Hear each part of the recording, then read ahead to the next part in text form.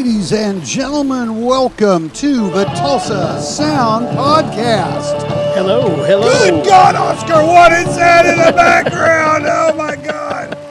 Welcome to the Tulsa Sound Podcast. Thank you, everybody. Thank you. God my bless name you. is Oscar Padron, and I'm Boy. joined by my good friend. They call him the Ham of Birmingham Avenue. He's the excommunicated Pope of Eaton Square, the voluntary superintendent of Sand Springs, my good friend, Mr. Eric. Thank you, Oscar. Thank you. Holy cow. Sorry about that, folks. That's super. Was that old Pryor back there yelling about something? Yeah, Jeez. a little track from El Nino Chicken Dog by Steve Pryor. Well, that's great. It made my head itch. How are you tonight? Doing great. All right. Great. We were planning on coming to you on Friday night, but we had some temporaries. So here we are on Saturday night. It's Saturday night here at the old Saturday night. Super Studios here on the 79th floor of the Atlas Life building. Beautiful downtown Tulsa. And we've got quite a show for you tonight. It's really kind of a fun show tonight. We're going to do some. We're going to look at some blues double entendres. Yes, the old double entendre. Yeah. What is that? You say? What is a that? double entendre? Well, that's like when they say one thing, but means something else. That's right. And the Yeah, blues is that's full right. of them. That's right. So Blues is full of double entendres. So is rock and roll. we're going to be turning you on to some of that phraseology so that you can be hip next time you're around your friends, and you can use all these groovy sayings and stuff. And we're also going to be talking about a few other. We're going to be talking on a number of subjects tonight. I don't even know what. We're going to talk about how, in the old days, before the internet, how musicians made serious business connections and actually got gigs outside of just standing in a parking lot at a bar and arranging the next one. boy, that's right. We will be talking about Jim King's Music Sound World Musician's Book of Tulsa. Yes, and this book was important, very important. Well, it put so many bands together. I couldn't even tell you. I couldn't even begin to tell you. But I don't think there's a musician in town from the 80s, 80s and 90s for sure, that wasn't put in a band through that book. Yeah, we'll get into that and let you folks know how it worked, what the book was all about. Yep, and we're going to talk about it. We've got some live video from Jimmy Byfield tonight. Oh, that's right. Oh, man, talk about Tulsa Sound. Woo! Well, we're going to definitely jump into all this stuff here in just a couple of seconds, so I want you guys to strap in your belts and get it all put together. It's time to twist one up. It's time. That's what he's going to do. So for the Tulsa Sound Podcast. We'll be right back. We'll be right back.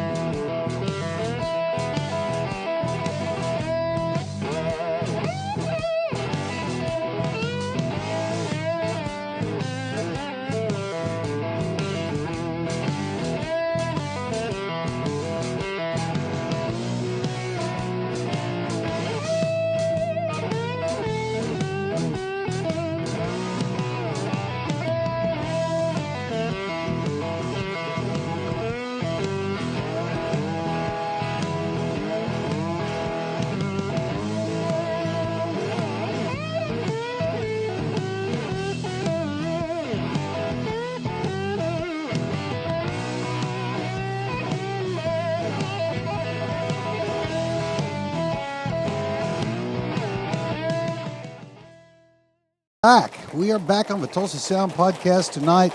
We've got a great show here. It's Saturday night. We're going to have a great Saturday time. Night. We've got all our little audio bugs out of our ears. Yes, thank you, Ruben. Kind of like, Star Trek Wrath of Khan, I put that thing in my...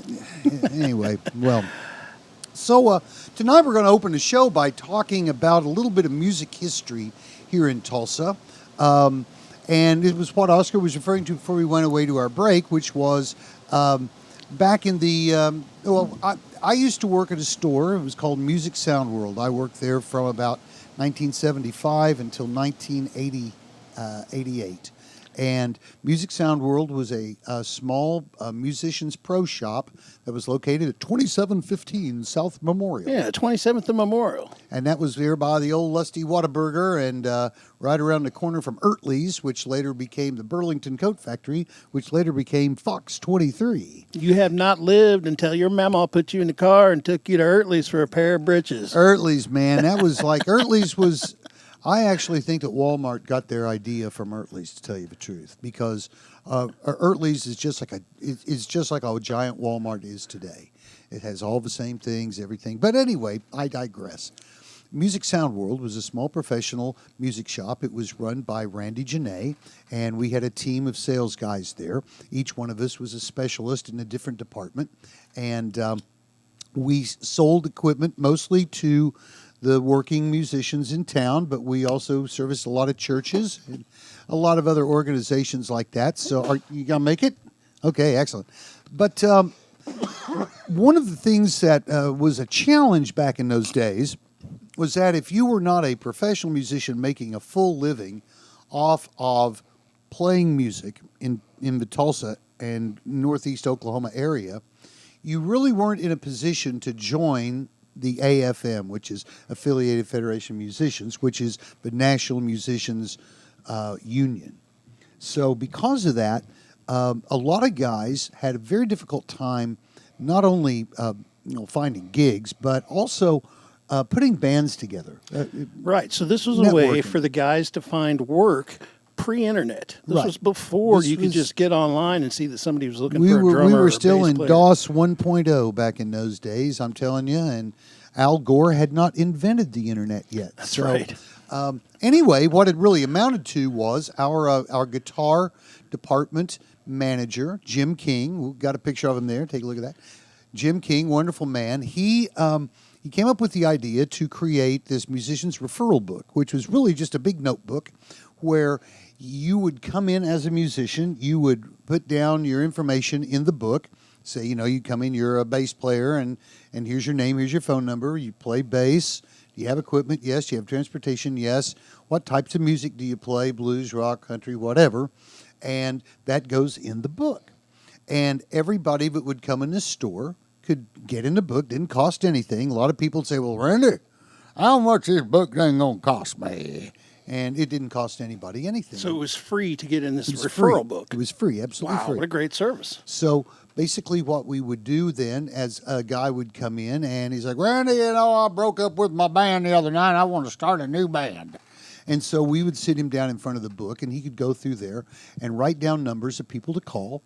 And if you were not interested in getting a call, your name would not be in that part of the book.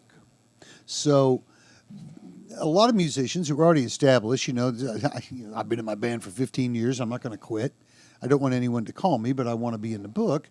You were still in the book, but your name just wasn't in a position to be taken to a list. I see. But everybody that was available, especially musicians that would do pickup jobs, like, Pat Murray, good Lord. Damon Daniels, the king of that. Yeah, and we were all in the book.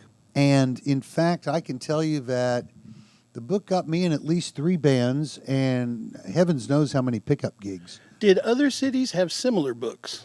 Well, I'm not really sure about that, Oscar, because I know that nobody in San Francisco had anything like that. I wasn't aware of anything like that in Richmond, when I lived there in Richmond, Virginia. So it might have just been unique at the time to what we were doing, but I'll tell you this. Hundreds and hundreds and hundreds of bands and musicians were put together in this kind of this matrix of names in this one crazy book. It sat on the counter like at a parts store, that big thing. Right. And the book was pretty famous too, because we would get a lot of people that would come in from the big cities, and they'd come to Music Sound World because they knew that they could find musicians that could play, back up an artist that's coming to town. Also, a lot of the promoters and talent agents knew about the book. And, it's funny because I think of everybody that I can think of now, my age, it was around at that time, no matter what level they're at now musically in town, they were in that book.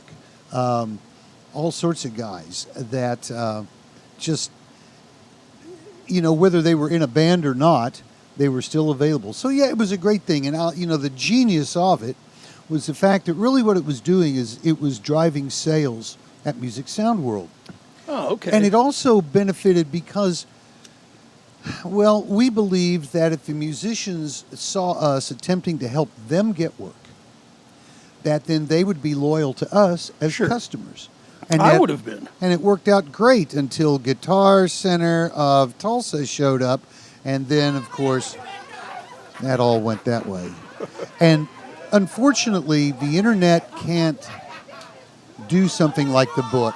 All right, guys, we've had enough of that laughing.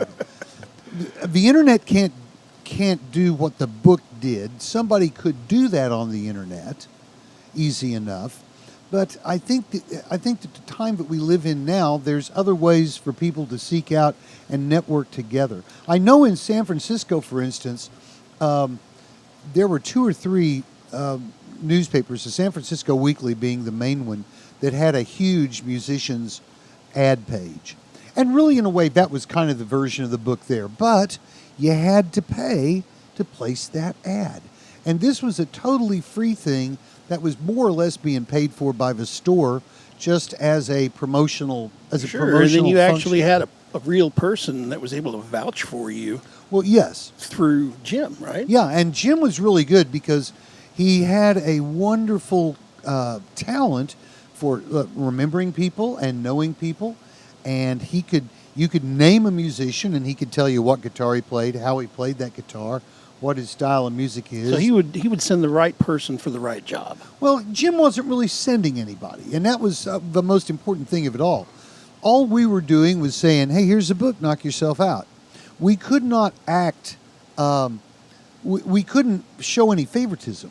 I get it. And that was a big deal because we didn't want anybody to feel like all of a sudden, we were just in there throwing all the bones to 1 or 2 or 3 guys.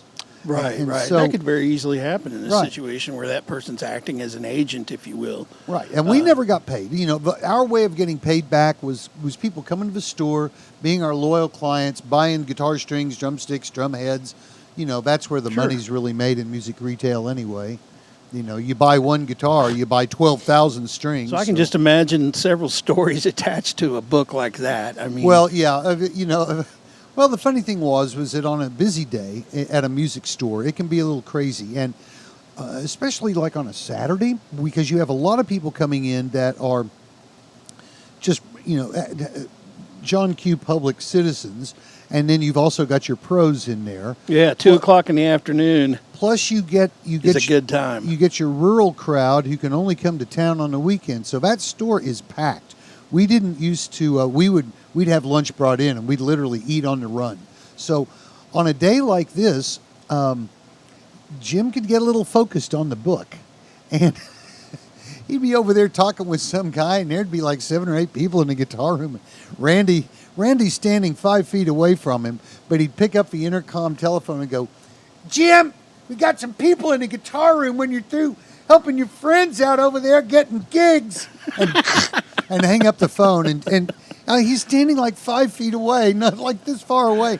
So it was always really funny. But, Randy would do the same thing to me. Whenever one of my friends would call on the phone to talk to me, he'd get on the store intercom and go, "Eric, one of your deadbeat friends is on line 2, wanting to waste my salary money I'm paying you, which I may not be paying you next week, if you don't get this phone call taken care of."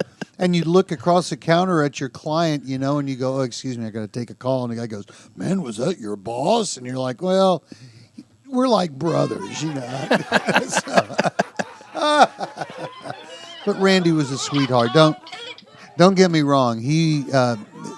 Randy probably was the catalyst for more music in this town during that 35 years than any one person. And I don't want to take anything away from Bob, Bob Long at Guitar House. I don't want to take anything away from the guys over at the Musician Store, Mike McKay and his crew. Don't want to take anything away from Larry and Adam. Yeah, the good at folks music at the Music stores. Store, Don't want to 31st and Mingo. We don't want to take anything away from Roy and Candy. That's right. Life's already taken so much away from them already. But all of these music stores, what was really weird was all the music stores in town were within about a 5-mile circle. A music store, Music Sound World, Roy and Candy's, we were all right there just between Memorial and Mingo at basically 31st Street. Of course, Musician Shop was the old Shields store at 11th and Yale, and that was, kind of had been there for a long, long time. But all of the stores were kind of out in East Tulsa in that, in that kind of that crazy little, what we used to call the Bermuda Triangle out there between Sure. 44 and 51 and everything. So, but we always had a good time there. It was a crazy place to work, but man, I'll tell you, I feel like I got a doctorate while working there with the knowledge that I had the opportunity to learn. So this place was not just a retail spot, but it was also a base of data for local musicians to be able to ask questions. It was a real hangout. And it was a hangout, but it was also a retail spot. Yeah, And, I can remember, and it wasn't very big inside, but no, when it was it felt like it was claustrophobic. packed with, 10 people. When you were in there, it was like you were on a spaceship. You virtually couldn't turn around without touching something. And it was a small store to begin with. So once we started crowding, man, it got crowded in there. We built the warehouse out behind, but the warehouse is still there. And that gave us a little bit of breathing room, but not really. Sure. But that was a part of it, too. Did the book have an official name? The book. Yeah. The book. Okay, that works. Musicians referral book or the book. People come in there and, door it open. Jim, I need to take a look in the book. Me and my wife split up last weekend, and she took the band with her. So I'm gonna need to find me a bunch of new boys out there.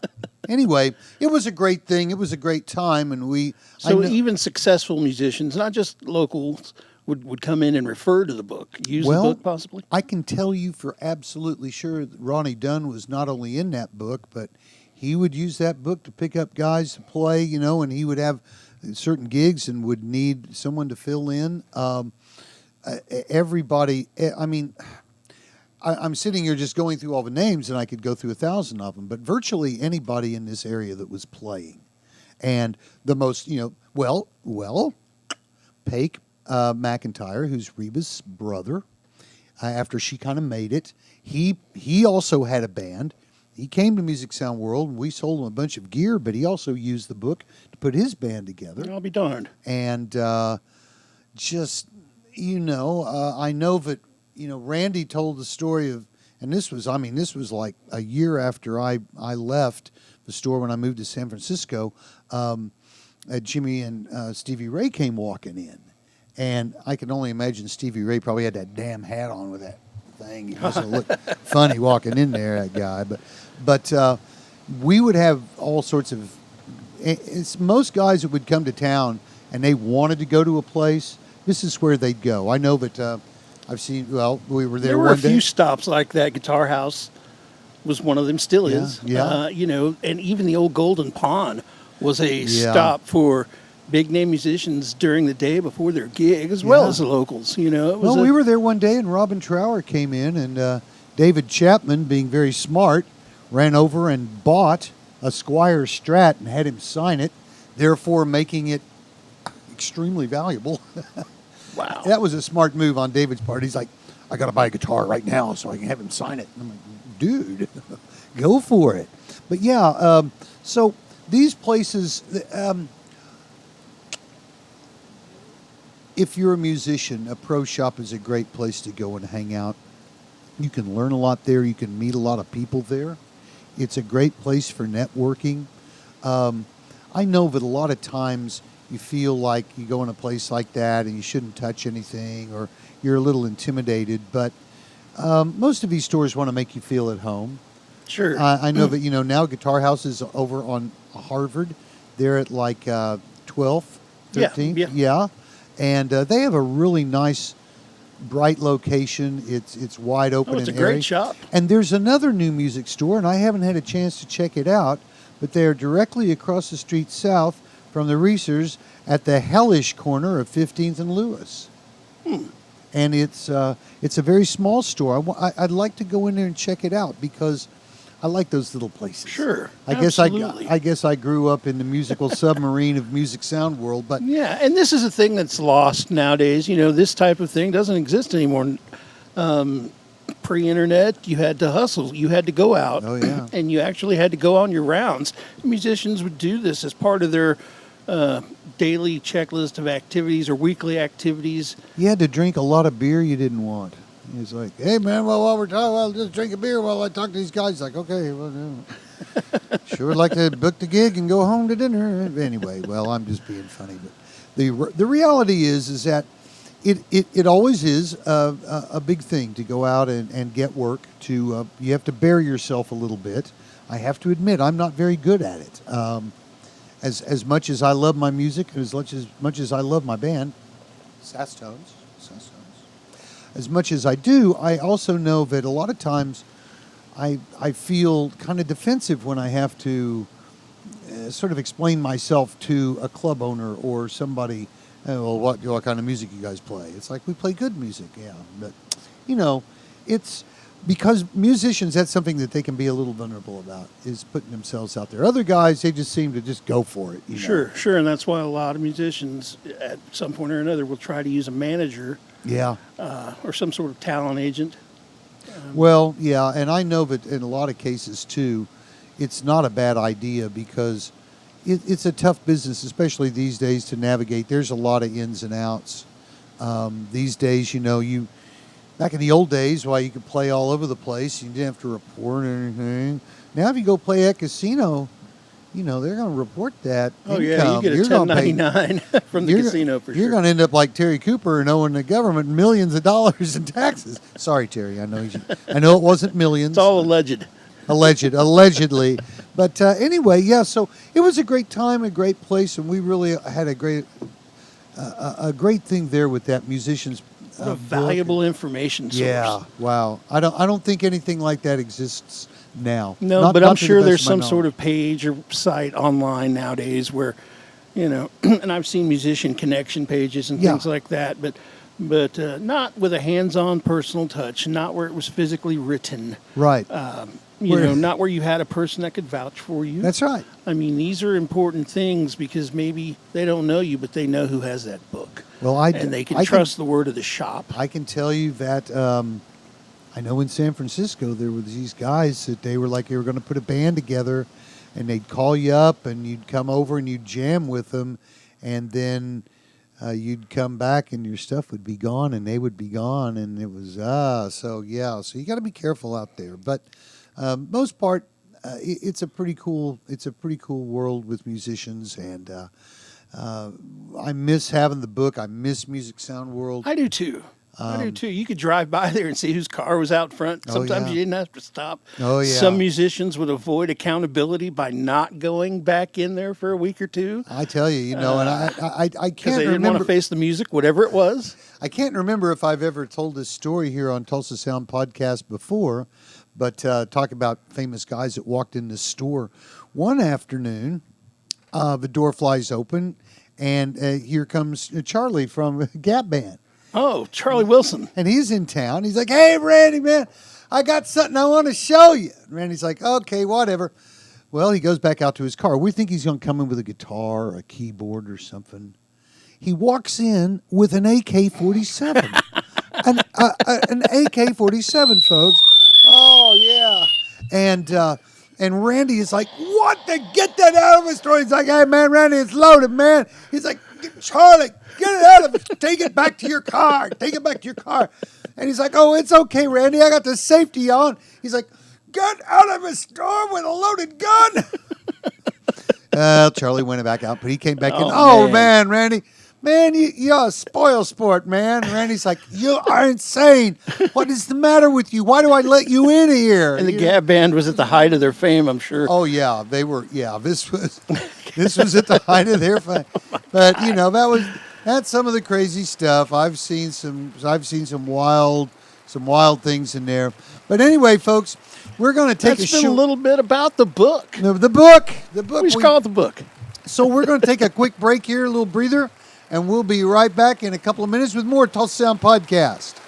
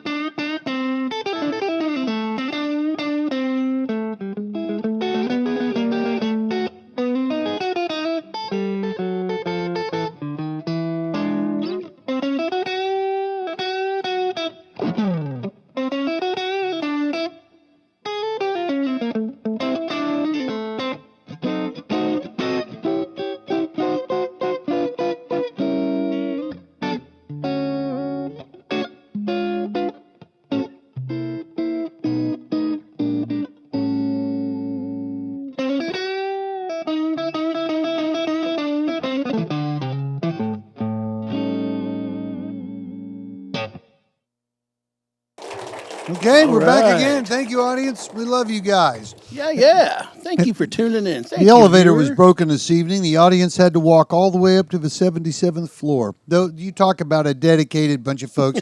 Give yourselves a nice hand. That's right. And hit that like and subscribe button for us. Our producers keep telling us to mention that. I hate doing it. That's right. But we do want to ask you to subscribe to the Tulsa Sound Podcast so you can keep up with us. Lick and prescribe. Yes. Oh, no. That sounds like a double entendre. Oh, so now it's the time of our show that you've been waiting for all night long, ladies and gentlemen. That's right. We're going to talk double entendre. It's the double entendre time here at the Tulsa Sound Podcast. Now, you may be out there asking yourself, what is a double entendre? What is that? What that be? What an entendre do? It's a euphemism. It's a euphemism. What it means is in order to get around decency laws, that musicians would have to use phraseology in order to talk about the titillating subjects that their audience wants to hear about. Oh, absolutely. Yeah, so, you just can't, back in the day, you just couldn't get up on stage and say, all right, folks, here's a song about my vagina. No, you couldn't do that. You'd have to get up there and say, here's a song about my taco, or something like that. I don't know. But Madonna, she changed it all for us. And then the vagina monologues came along. Now everybody's working blue, and it's just crazy. But we've got some of these that we're going to throw at you tonight. Sure. And this way, next time you're down at the club, or whatever, hanging out with friends, use some lyrics. of these. Yeah, and then your friends won't know what the hell you're talking about. You will know what they mean, though. That's right. And this list is going to be compiled from blues songs. Blues songs? So these are blues double entendres. Blues double entendres, okay. And you may notice that some of these have been borrowed by rock and roll over the years. Rock and roll borrowed heavily from the blues. Nothing quite like being able to well, then let's get it on, boy. Pay homage to the blues in this way. And so we got a list here. One of the first ones. What's your first one tonight? What's the first one tonight? Mr. Eric, do you have any favorite double entendres that come off the top of your head from rock lyrics? Like, anything that Ted Nugent uses is one of my favorites. Oh. Cat Scratch Fever. Well, there's one for you, folks. What is Cat Scratch? And we know what Cat Scratch Fever is after listening to the tune. Well, that's when you pick up your pussy and she... But, I'm trying to think. One of my favorite ones is by the Beatles, and that's Please Please Me. Oh, like I Please You. Yeah, that's a great double entendre, and it's not too hard on the eyes, you know what I mean? No. I mean, it's one of those that, as a kid, I remember hearing it and going, oh, there's possibly something naughty going on here. Huh. Yeah. I never thought that, but I'm innocent-minded. Brown Sugar by the Rolling Stones. There you go. Well, let's hit this list. Let's hit the list. So how about this one, Mr. Eric? I'm ready for the first Wang one. Dang Doodle. What that mean? Ted Nugent. No. Wang Dang Sweet. Wang Dang Doodle was brought to us by Coco Taylor. Yeah. Oh, no kidding. Oh, yeah. That's from a Coco Taylor song. Well, of course, made famous by the Grateful Dead. Wang Dang Doodle's when you're going to party all night. It's a party. You can pitch a Wang Dang Doodle. That's right. I'm going to pitch one tonight. So one of my favorite ones in blues always has been Jelly Roll. Oh, what is that? Jelly, jelly, jelly. Oh. We all know what jelly roll is, but jelly roll is lovemaking. It's female private parts. Oh, my goodness. I ain't gonna give nobody none of this jelly roll. Oh, that must be a nice girl. Yeah. Yeah. How about this one? The backdoor man. Well, I know what that's watch all out about. for him. Watch out for the backdoor man. Yeah, well, you know, and that's a big one because that used in all sorts of rock songs, All blues songs. kinds. Led Zeppelin made it famous to a whole generation of Yeah. stoners back in the 70s. So a backdoor man, if you backdoor- don't know, is a lover who sneaks in while the woman's husband is away. Ooh. Backdoor man was originally by Howlin' Wolf. Oh, yeah. Oh yeah, we love that. His version's great too. How about Mojo? Well, that's mojo can mean a lot of things. It's a mojo is a charm or a spell. It can also mean your sexual potency, like in the Tarantino movie. It's also an attitude. Right? Yeah. When Muddy sings, vibe. "Got my mojo," Your working. energy is your mojo. Got my mojo. Working. Yeah, Muddy Waters made that famous. Yeah. How about Hoochie Coochie? Well, now the hoochie coochie. The hoochie coochie. Well, that's I was a a shag. kid. I love that word. That's the shag dance. That's when you're doing the old hoochie coochie. Well, it's a dance, but it was also a euphemism for a sexual act. Oh. The Hoochie Coochie Man was also made famous by Muddy Waters. Good God. Muddy, are you all right back there? Ooh, Muddy, I love me some Muddy. How about a lovin' spoonful? Oh, that's 10cc. Now, there's spoonful. It could mean a lot of things. It could mean a spoonful of coffee. Yeah. Could be a spoonful of tea. Yeah. Could be a spoonful of your precious love. Yeah. So the spoonful, it could be affectionate, but it could be male ejaculation. Come on, ladies and gentlemen, I can't believe And that was brought to you by Mississippi John Hurt.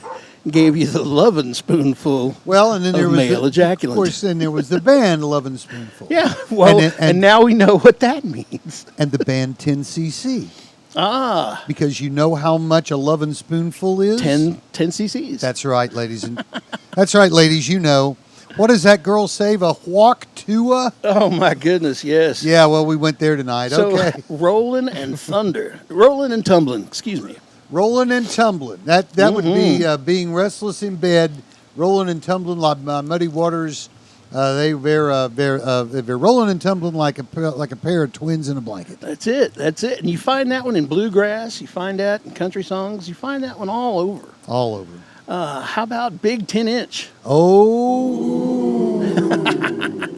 Well, all I can say about that is when I had that Aerosmith album, I think I figured that one out.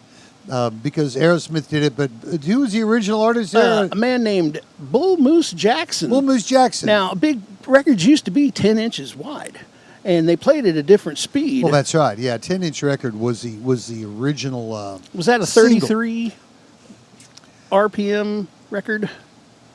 The 10-inch? I've had a 10-inch record that played at 78. Oh, and 78. It was like a single. But it was very old. It was from the late 40s, and it wasn't an extremely popular record size. No, but they were out there. They're for kind of a long format of the day. Yeah, during the 50s, 10-inch records were big, and then the 7-inch took. The 7-inch took over, and think about a 7-inch and the. Let's move on. Okay, moving on. How about junk or toot toot? Ooh, I got my junk, baby. Don't mess with my toot toot. Yeah, well, we know. Made famous by Rock and Sydney. That's right. Well, and Chuck Berry called that his ding-a-ling. So, moving on to Shake Your Moneymaker. Well, now we know what that means. You got to know what that Shake means. your moneymaker means you're gonna move it for a mission. That's right. Dancing in order to attract the lovers. To achieve a goal. That's right. And that's brought to you by Mr. Elmore James. Oh, yeah. Made famous in the Blues Brothers movies. For sure. Yep. Your banana. It's a fruit or male genitalia. Well, we knew that. Well, some of these are quite old. Yeah. Banana in Your Fruit Salad by Bo Carter comes to mind. Yeah, well, how about some candy, baby? Candy and Candy Man. That could be a good thing or a bad thing. Yeah. There's a particular song about the Candy Man, and the Candy Man is actually a drug dealer in that song. Oh, that's right. And So then there's James Taylor out. and his handyman. And we know Candy, what that means. being a sweet He's treat. not the kind to use a pencil or a rule. He's handy with love, and he's no fool. A coxman. He fixes broken hearts, baby. You know he surely That's can. right. That's right. James Taylor, ladies and gentlemen.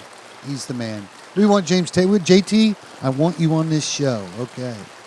Moving right along now. That's right. And Candy was brought to you by Big Maybell. She was oh. the first one to make that sweet treat affection Well, there we go. reference. Yes. Sweet candy. Well, fishing. What would you suppose fishing is in a blues song? Well, fishing's when you're going out and you're trying to find a girl or trying to find a guy. Pursuing romance. Yeah. Fishing Blues by Taj Mahal is a perfect example of that one. Yeah. Key to the Highway. What do you think that means? That's the call of the 1%er. It's total freedom. That's right. Freedom, success in love. Examples, Key to the Highway by Big Bill Brunsey. Big Bill. Yeah. That's a great song, actually. Yeah, he was big.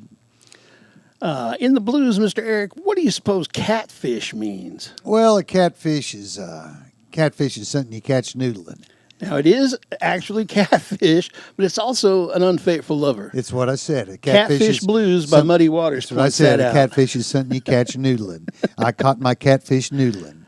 See, get it? And then, you have good ones like, just off the top of my head, rider. If you hear the word rider in a blues song or a southern rock song, it's in reference to that person's girlfriend. Like Winona Ryder. Mr. Eric's on fire. I'm on fire. He's on. You son of a bitch. You son of a bitch, Jim. So what about slide? That could be playing the slide guitar or making sexual advances. Yeah, like in Dust My Broom. Right, by Elmore James. Pryor did a great version of Dust My Broom. I'm going to brush you down. That's right. It's the slide. Dust My Broom means to make a little sexual advances. Oh. What about your black snake, Mr. Eric? Oh, we can't go there now. Well, black snake fever is one terminology I've heard, but yeah, it's king snake too. But it's sure. The male genitalia. Do you think that would be it? But it also is a euphemism or a double entendre for fear. Wow. Yeah. I had no idea. Black Snake Blues made that famous by Miss Victoria Spivey. Oh. Now, the next one we have here is something called, well, this is, kind of what we do if we just hang out, right? I mean, this is something this is what we do. Gravy Train. What do you suppose that is in music? Well, yeah. It can mean the wealth trail, like in Pink Floyd when they say, take a ride on the gravy train. But at the same time, it can also be your sexual relationship. Right. And the good old word train is the next one on the list. Well, now that's an actual vehicle. Right, but it's actual vehicle or sexual encounters. The Mystery Train by Junior Parker pointed that out to us. Yeah. What do you suppose squeezing is, Mr. Eric? If a couple was squeezing, what are they doing? They're holding each other tight. They're being intimate. That's right. Intimate. Made famous by Fats Waller. That's right. And folks, here at the Tulsa Sound Podcast, we practice celibacy so that we can bring you the best entertainment possible. That's right. Mr. Rubin, do you have the Whataburger commercial graphic ready? Yes, This show tonight is brought to you by Whataburger. Vente a Whataburger para tus hamburguesas y papitas más ricas. Los vemos en Whataburger. La Tulsa Sound Podcast, Senor Eric y myself are proud to be brought to you by Whataburger. Hell, just get you down there to Whataburger. I can hardly wait to get there now, folks. I'm telling you, I don't even know what I'm going to order. I'm going to order an avocado the sandwich. Sí, domingos a sábados en Whataburger. Sí. En Sapulpa, Tulsa y Sand Springs. Oh, man, I don't have the big explosion. I need the big explosion. That's good Whataburger. enough. That's good enough right there. So, going back to our double entendre list here, a rooster. What do you suppose a rooster is in blues songs? Well, rooster's a lot of things. Rooster is a proud man. That's right. A rooster is a man that dresses vainly. A rooster is a redheaded man. Sure. For instance, on King of the Hill. Right. Buck was being chased by a rooster from Arkansas. By an Arkansas gangster named a Rooster. Well, Hank. But it's a man's pride. The Little Red Rooster made famous by Willie Dixon. Yeah. And again, how about a cat, Mr. Eric, in blues songs? Well, man, I'm a cat. You're a cat, man. Sure, man. Everybody's a cat, man. You know, if Earl Clark didn't call you a cat, you weren't anything. That's true. That's true. Hey, cat. Hey. That's true. And he'd say, my students, my cats, my students. That was made famous by, in a song called Evil Gal Blues by Dinah Washington. Oh. Yeah, now here's one of my favorites, and you find this in Grateful Dead songs and Southern rock songs. Rounder. Rounder. What is she? You know what that rounder is. Well, I'm going to guess it's a circular shape. Yeah, a frequent traveler or player example. Southbound train is that rounder. I see. So that's why it's famous, made famous by Big Bill Brunsey. But, I also kind of thought it referred to a thick woman. Well, that rounder. Big-legged woman. Yeah, that's enough. How about Milk Cow? Milk Cow Blues. Well, Southern Blues Milk Cow. What's that mean? That can be a kind of a timid wife. Yeah, submissive wife. Maybe Kokomo Arnold made that famous. Well, and blues, that was a big hit for Bob Wills. Lots of folks. Milk Cow Blues. Yeah, it's kind of a tradition. Well, it is absolutely a traditional blues song, and it's crossed over into the red dirt world. And, that's right. Our good friends at Cowboy Jones do a great version of that. Yeah. How about stacked, Mr. Eric? When they say a woman is stacked, she has capable assets. I'm going to go ahead and agree with that. Boy, are we going to get some comments on this show tonight. Sexually attractive. Let me tell you. She was stacked. Folks, this is your time right now to change the channel. That was made famous in a Slim Harpo song called Shake Your Hips. You may want to change the channel. Certainly Mr. Smooth. All right, what do we got next here? Ramblin'. There's 1,000 songs and on 1 million albums with the word ramblin' in it. Lord, I was born a rambling man. I got rambling on my mind. Yes. Ramble On by Led Zeppelin. Well, it's Ramble On. It's indicative of moving on down the road and leaving things behind like women and changing lovers, perhaps. Families and things like it. Changing lovers, yes. So that was made famous in the song by Big Joe Williams called Baby Please Don't Go. Oh, I never heard that. Ladies and gentlemen, it's a Ted Nugent cover right there. No, he did that on. Oh, he did? Yes. I know that lots of people have done Baby Please Don't Go. I'm thinking of a Canned Heat version. Baby, don't go down to New Orleans. Yeah. I love you so. Baby, please don't go. Yes. How about High Heel Sneakers? He did that on Live Gonzo. Oh, okay. That's a good record. How about High Heel Sneakers, Mr. Eric? Well, high heel sneakers is a sort of interesting terminology. It would indicate a girl who is living pretty high on the hog. High heel sneakers. I think Steely Dan uses that in a song. Bill Davis had a famous song called they're bad sneakers. High Heel Sneakers by Bill Davis was the first time I ever heard the term. Yeah. And his song was called High Heel Sneakers, but there's a lot of double entendres in it. He tells her to put her wig hat on before she puts on her high heel sneakers in the Bill Davis version. Yeah. It's I like that. It's one of my favorite ones. I remember when I was a teenager seeing a girl sitting in front of a house at a Kiss concert. Tommy Tucker. She was wearing platform Adidas shoes. I was like, oh, yeah. Tommy Tucker originally made the high heel sneaker a popular double entendre. There you go. How about Peaches? Now, these all are everyday words. I'm waiting on you, son, to get the work day done. I'm going to the country, gonna eat a lot of peaches. Soak them in peaches. Would that be a woman's? Look, I can't even say it, man. Yes. The posterior silhouette. Yes. Of a female form. It's a woman's behind. Oh, made famous by Ray Charles in the song "I Got a Woman." Oh, he did it. He did it, ladies and gentlemen. What about dog in the blues? Well, a dog is usually now these days a dog is a horny guy that's all over the neighborhood, and girls don't like a dog. But back in the old days, it kind of could mean a lot of different things. But a lot of times it was a derogatory term for an unfaithful lover. Yeah. Made famous by Hound Dog and Big Mama Thornton. That old dog. Let's see. How about Hard Rod? You mean Hard Road? Hard Road, brought to you by the Tulsa Public Schools. Ladies and gentlemen, we're going to get Oscar a pair of reading glasses. Dyslexia is a horrible disease. If you would like to contribute. I would knock on the doors at Halloween time and say, trick or trout. Thank you, audience. Thank you. I'll be here all night. Try the roast beef, ladies and germs. Try the roast beef. Well, a hard road is a difficult time. I was driving a hard road. It was a hard road we rode. Oh man, you ever see somebody and think to yourself, "Damn, that's some bitch been down a hard road." Yeah, somebody you know that you haven't seen in a while. Oh, indeed. Perhaps. How about Tobacco Road? Well, Tobacco Road actually goes back to a song. Sure. But Tobacco Road is a lot of times it refers to. Well, I know that in the Steve Earle song, it's actually a song about not just moonshine whiskey, but doing all those things that you have to do.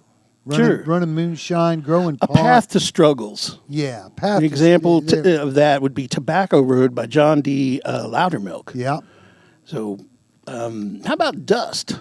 Well, a lot of world Dust in a blues song. Dust is heroin, or as they would say in Donald. Well, I always thought Dust was PCP, but then in the blues. Well, they didn't have that back then. No, they didn't have that. And Halloween. But Dust is a slang for heroin. An example of that is Dust My Broom by Elmore James. Oh. Yeah. How about Blackjack? Well, a blackjack is it's a weapon for one. A blackjack is a slab of lead. Yeah, my grandfather got hit in the head by a blackjack by John Denver's folk singer. John Denver's grandfather hit my grandfather in the head with a blackjack and left a huge scar on his head back during World War II. This is a true story. Why did he hit him in the head with a blackjack? Well, look, the audience hates it. They got into a disagreement and things got ugly. My grandpa was a bartender during World War II. He ran a juice joint. Yeah. And John Denver's original name is Dusseldorf. That's right. And they were from Tulsa. Yeah. Anyway, moving on. Well, Oscar, John Denver's dead, so your family y'all can rest in peace. That's right, son of a bitch. Let's ring that church bell. Church bell in a blues song. Yeah, well, at Louis, Pop's always referred to that as the sound of a woman's voice. That's right. How lovely. Isn't that How great? Lovely, to be able to have that alliteration and to make that comparison. Of course, then you had Ice Cream. Ice Cream Man. That's that's kissing, smooching around, being sweet with a girl. That's right. And that was made famous by Sonny Boy Williams II. That's right. And the Sass Tones. You guys do a little Ice Cream? We do that song. We don't even. A lot of folks go, is that the Van Halen version? No. We actually play it a lot more traditionally. In fact, we will occasionally do traditional blues day where we break out of our regular kind of rock mode and we play these real swampy. And it's kind of a cool thing. That's cool. Especially when we do Ice Cream Man swampy. We do Crossroads real swampy.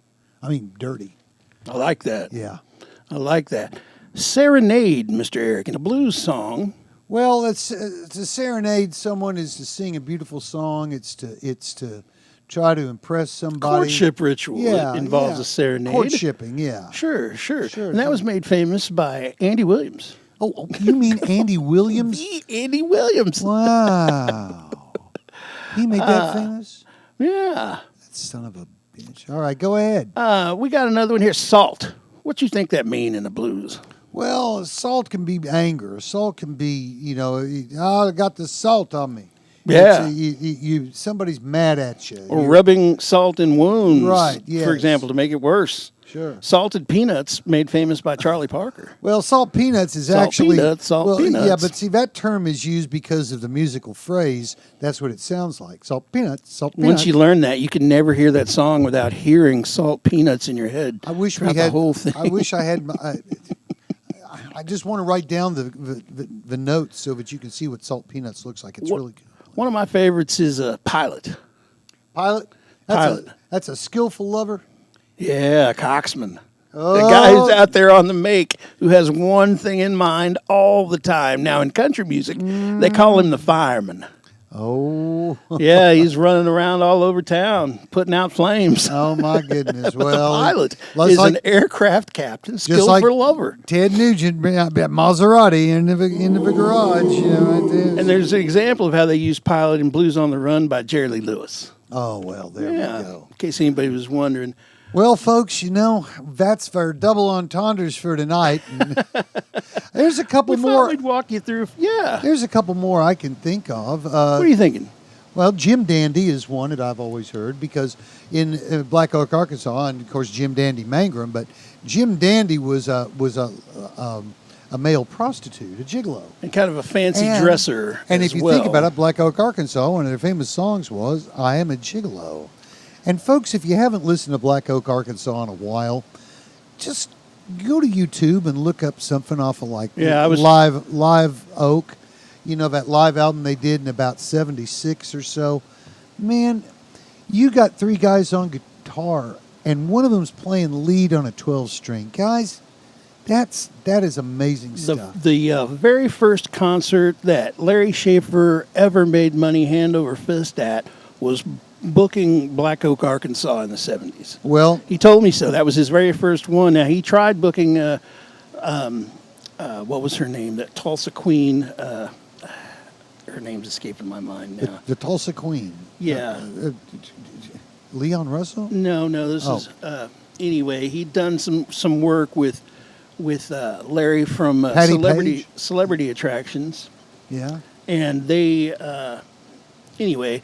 The show that he made money on, Hand Over Fist, the one he's proud of from his very early days at Little Wing Production, was booking Black Oak, Arkansas. That was really what fed the fire to get Larry Schaefer. God damn it, you motherfucker! Son of a bitch! They flushed him right down the crapper. But in the mid '90s, I was trapped in a house in Fort Smith, Arkansas, for about 4 days with a version of Black Oak, Arkansas, and it was hellish. That's all I can say. Well, it was god awful.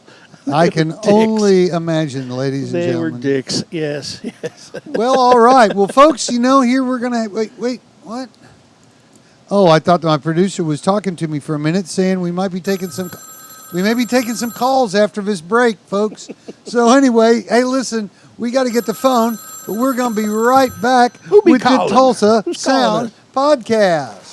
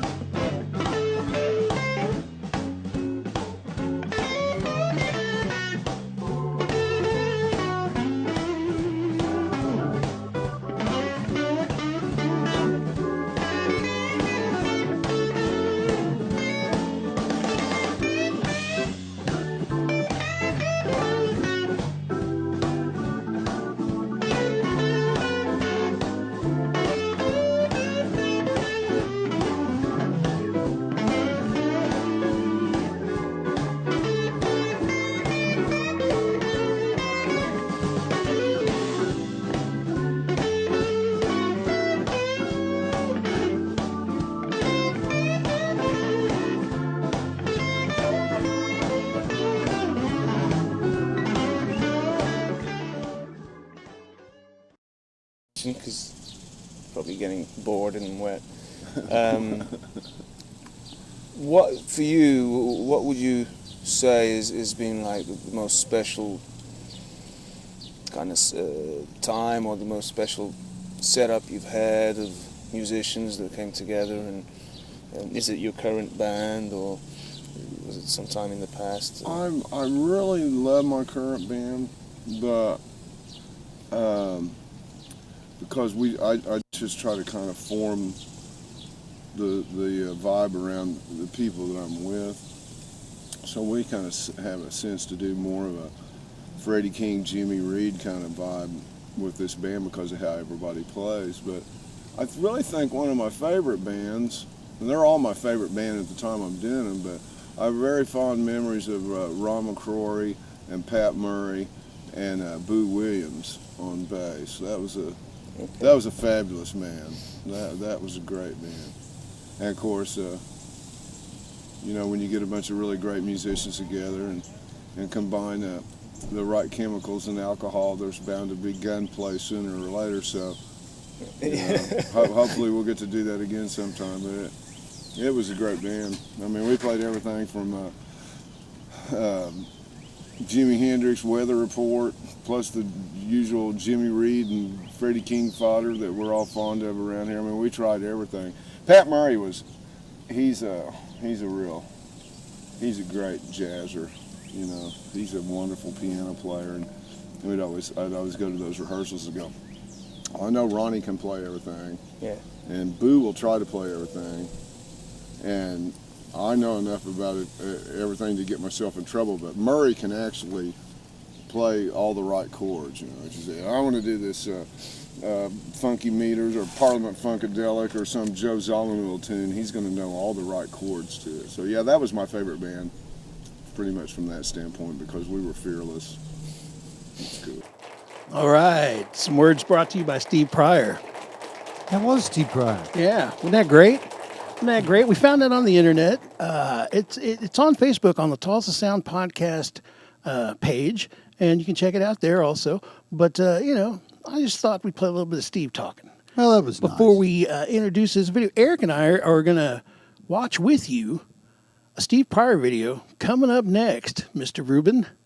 Live Steve Pryor and the Steve Pryor Band. We're trying something new here. That's right. Me and Mr. Eric are going to watch it with you. So it's called it's time to fire one up and get ready for the King of East Tulsa, Mr. Steve Pryor.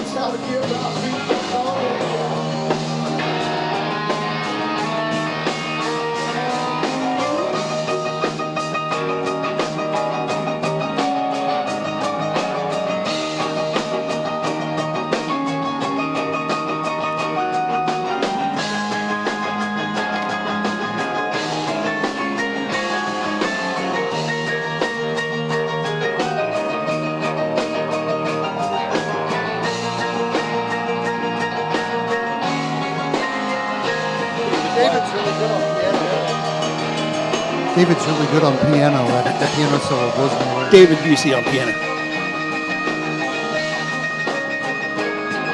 Oh, there he is. Yeah. It looks like he's wearing a DX7 for a hat. David Skin Tight White on bass.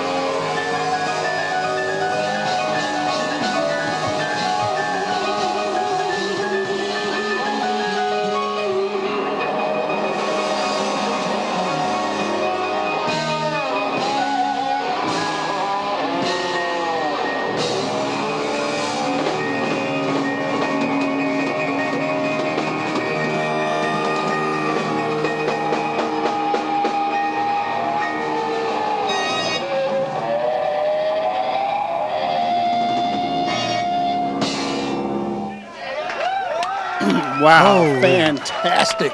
Live from the Mint, that was the Steve Pryor Band, 1991. Clyde Holy Hutchinson on the drums, David Skin Tight White playing that bass, David Busey on the piano, just wow, electric. I believe that was either 91 or 92. Amazing. Great stuff. And we thought we'd bring you a little bit of Steve Pryor here on the Tulsa Sound Podcast. Tulsa Sound Podcast. Yes, absolutely. But coming up next, Mr. Rubin, we've got more. We're going to bring you a song by Jimmy Byfield. And I know he was somebody that was an influence on you, Mr. Eric. Well, I was a young man once. Barely touched. And this was back when he was... Jim Byfield was sort of the king of the Tulsa scene back 79, 80, 81, 82. He was really successful in as much as his band was... They were signed. They had played in France. They had done a lot of really incredible things and had managed to put out albums, which is something that was nowadays everybody has an album, but back then not everybody had one. But actually, Jim Byfield was he was the first guy who showed me how to really use a graphic equalizer. Oh, wow. Yeah, and not be stupid with it like most people are. What did he tell you? Make cuts. What does that mean, audience? Well, instead of turning stuff up that you want louder, you turn other stuff down that you don't want quite as loud. And it keeps you from distorting the sound system. Sage advice. Yeah, so he was a great guy, loved his band.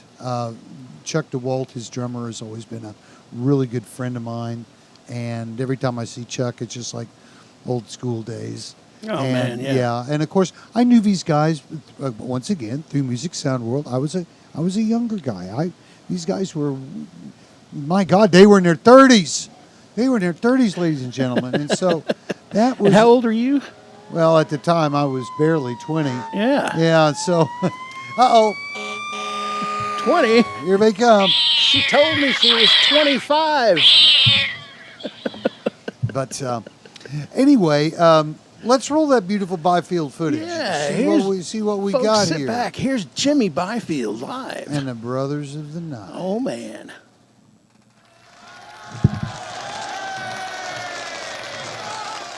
Tonight, Tulsa Backstage presents Rockin' Jimmy Byfield and the Brothers of the Night. Brought to you by K2L TV in Tulsa. Oh, look, my God, he looks like a child. Everybody rolling?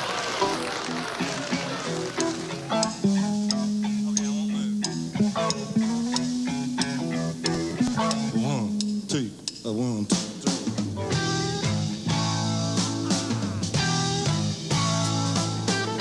Don't need no high cue to get right down and sing the blues. Shout it. When you're down is what to do.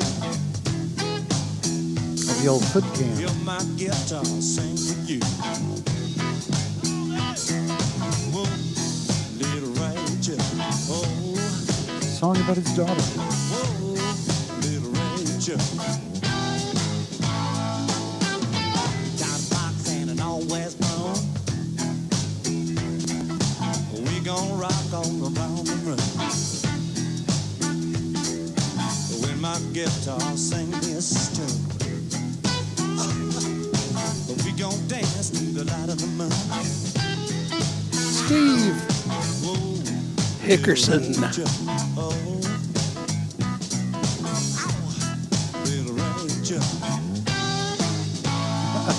The dog.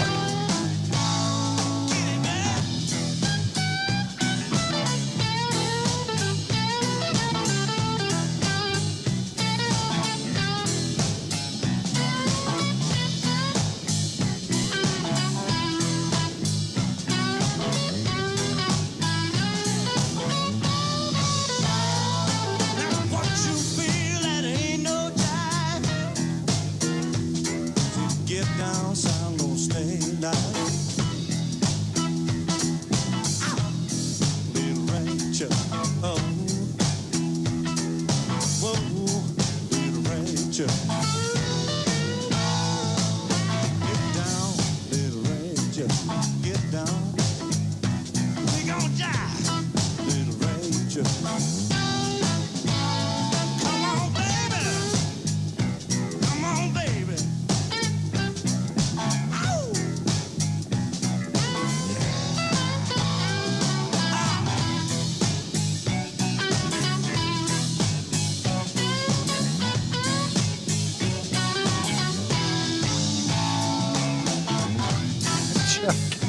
Yeah, Chuck Blackwell. No. No, Chuck DeWalt. Chuck DeWalt. He looks like a teenager. They all look like teenagers.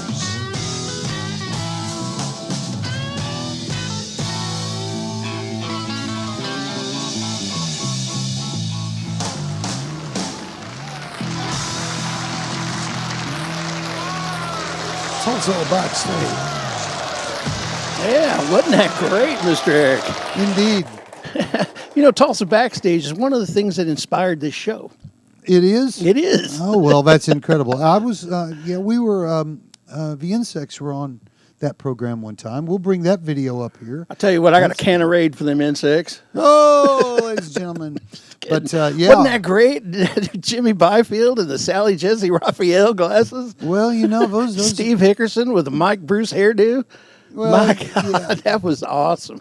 Yeah, and you know, now of course Jim's retired, but Steve still plays every week. He plays all over the place, and he runs the name of his store. Now it's our primary guitar repair shop here in Tulsa, and I'm blanking on their new name, which is terrible, and I feel bad about this. So I'll make up for this by making you a guest host. A sponsor of our show next week. So the Tulsa Queen was Emmylou Harris in that story I was Well, telling Eric earlier about and Larry it confused Schaefer's. me. Emmylou Harris had a song called Tulsa Queen. She herself, though, was really not the Tulsa Queen. No, but she had a famous song called I would Tulsa say Queen. that and was- that was Larry Schaefer's first concert that he ever I booked. see. So for you Tulsa music fans with facts in mind. Because I would say that Kitty Roberts is probably the Tulsa Queen. Ah. Kitty Roberts, of course, it's just, she was a radio personality. She did Joyce Martell, all of the different shows that were at the Brook over many, many years. Yeah, I'd say Wanda Watson is running with that title. Well, she's up there, but for sure. You know, I guess it depends on What about that aggressive crush you have on Leanne Taylor at Channel 6? Oh, You boy, didn't bring her up tonight. Of course, Mr. Eric is not allowed to Sheila? legally bring up Leanne Taylor's name Well, she saved after the incident. She saved my cookies a couple of years ago. We had an electrical issue at a show and lost half of the lighting rig and half of the video Leanne Taylor? rig. And Leanne Taylor covered for us and said that it had been raining outside and the water had leaked in the roof and shorted out the electricity, when in fact it was the overnight master electrician who hadn't balanced the circuits correctly. Hey, Leanne Taylor, you mess with Mr. Eric, you're messing with me. Oh, no, Leanne Taylor. She saved our butt. Oh, but never mind, Leanne Taylor. Eric has been saved in a news flash. Mr. Eric has been saved by Leanne Taylor. She was able to walk on stage and tell the audience that the problem that they had was caused by the weather, and that's the way we in entertainment take care of each other. Sure. We never let the audience know that we dropped the ball, even if it be easy to do so.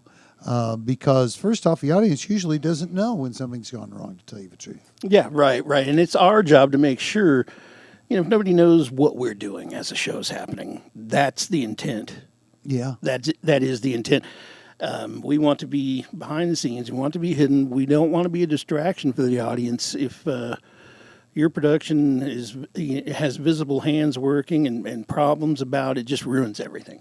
Yeah, If you don't see us, and if you have no idea that we've even done our job, and that means we've done our job right. See, I've always wanted to do a play where the actors on stage were the technicians, and the actors that were acting didn't really exist, and what you actually heard in the play was the headphone conversation going on ClearCom. Yeah. That can be a rough place. Friends, Talk about a Discord server. Oh, man, if you guys knew what those folks were saying on headphones during a show, Certainly, I'm guilty of some crazy stuff on headset. Oh yeah, with certain Paramount, people. we had a policy. Nobody, what said on headset stays on headset. That's all there is. That is right. That is right. But Much like going to 18th and Boston here in Tulsa. Yeah, well, what happens at the Herpes Triangle stays at the Herpes Triangle. Indeed.